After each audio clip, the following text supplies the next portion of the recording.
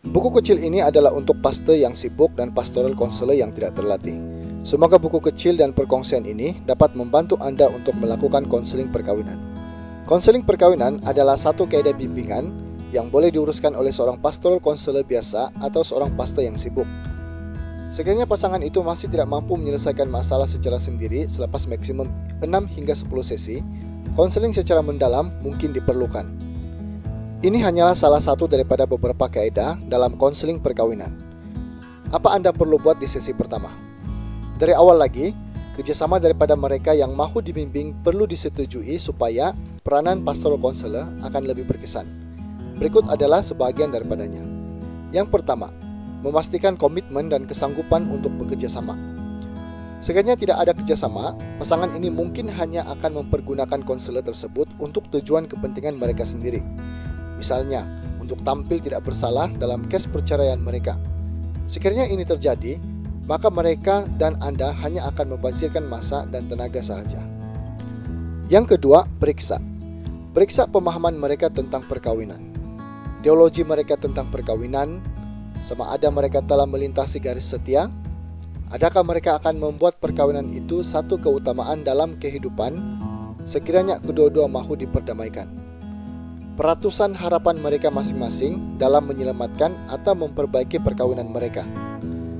Jawaban-jawaban tersebut akan menyediakan satu garis panduan penting, karena kita perlu bekerja dengan pasangan tersebut berdasarkan tahap harapan dan kesanggupan mereka.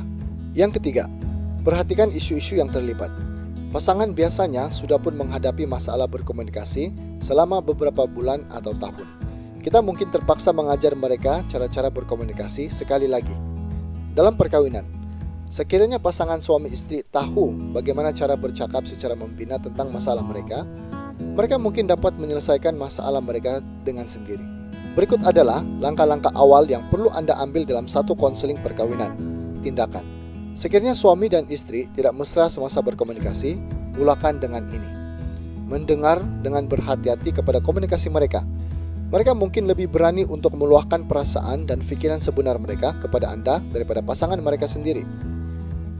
Anda mungkin perlu masuk campur dengan menggunakan urutan mendengar dan bercakap. Ini ialah usaha untuk memecahkan penghalang dalam komunikasi secara lisan. Ia adalah satu pendekatan berstruktur tinggi untuk melambatkan proses komunikasi mereka yang semakin panas, untuk memastikan mereka tetap bersentuhan dengan perasaan mereka tanpa menghakimi perasaan yang mereka luahkan.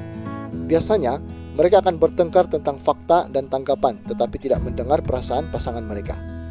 Berikan mereka beberapa peraturan dalam komunikasi lisan.